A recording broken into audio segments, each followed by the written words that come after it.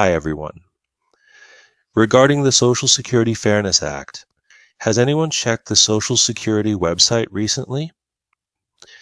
If you have, you probably noticed that no new information has been posted. The last update was on February 3rd.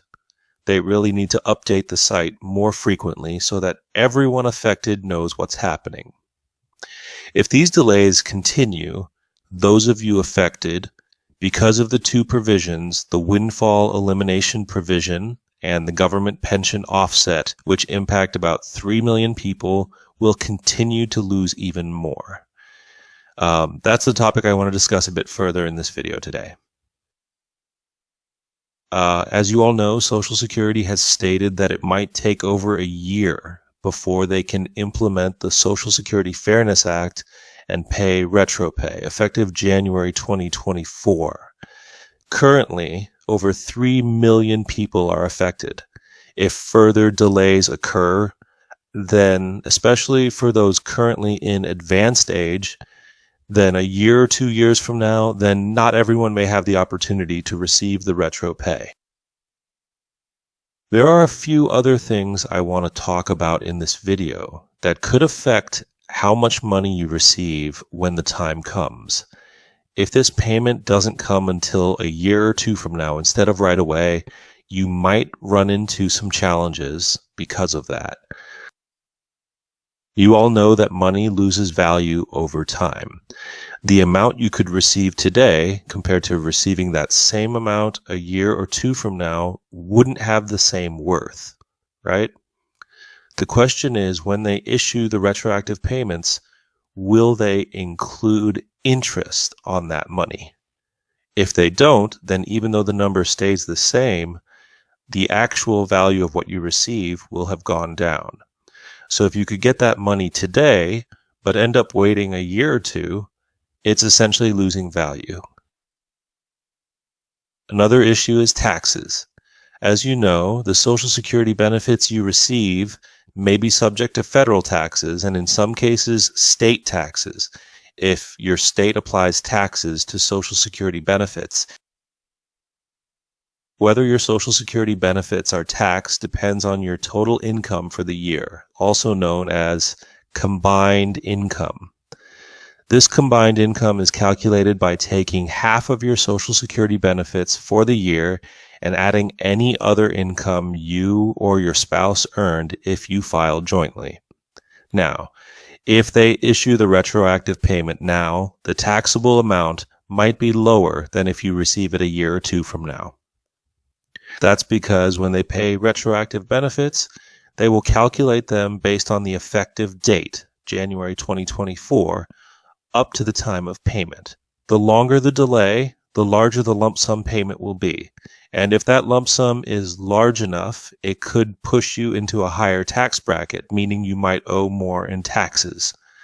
On the other hand, if you receive the payment now, your total income for the year may not exceed the taxable thresholds set by the IRS, meaning you might not have to pay as much or any in taxes on your benefits.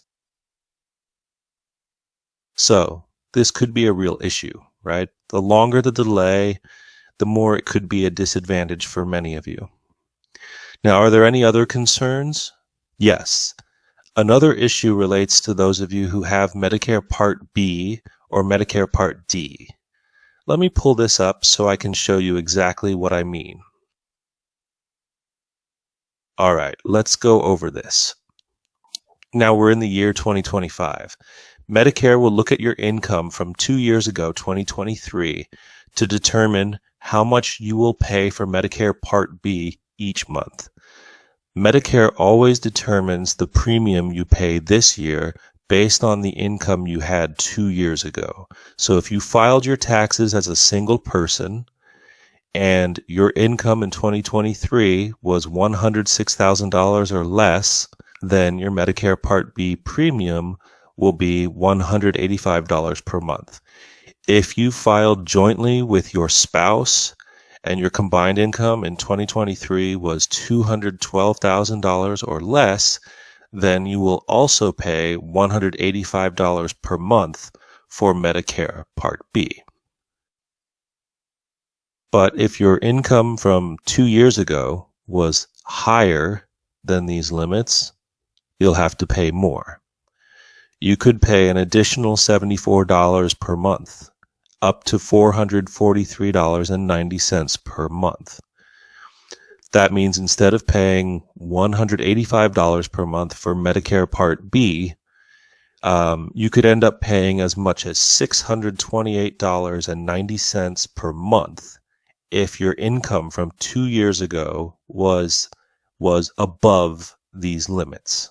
For example, if you filed as a single person and your income from 2 years ago was more than $106,000, fries, specifically between $106,001 and $133,000, then you will have to pay an extra $74 per month for Medicare Part B. So instead of paying $185 per month, your Medicare Part B premium will now be $259 per month. And this amount is locked in for the entire year, meaning you will have to pay this through all of 2025. So that covers Medicare Part B. But what about Medicare Part D, which covers prescription drugs? Just like Medicare Part B, the amount you pay for Medicare Part D also depends on your income from 2 years ago. For example, if you filed as a single person and your income from 2 years ago was $106,000 or less, then you only pay the standard Part D premium set by your plan. You do not have to pay anything extra. However, if your income from 2 years ago was above $106,000, then depending on how much higher it was, you may have to pay an additional amount on top of your Part D premium. This extra cost could range from $13.70 per month up to $85.80 per month. Thus, you see, this may cause a problem for some. If Social Security doesn't pay right away but delays the payment for 1 or 2 years, the total amount you receive at that time could be much higher. That means the lump sum you get will be larger. The longer they delay, the more money you will receive at that time. Now, if this larger payment is combined with the other income you have in that same year, it could push your total income higher. If your income goes above certain limits, it may increase the Medicare premiums you will have to pay 2 years later. Okay, everyone, if Social Security continues to delay, it wouldn't be fair to those who depend on these benefits, right? This is the topic I wanted to share a bit about in this video. Thank you so much, and I'll see you in the next video.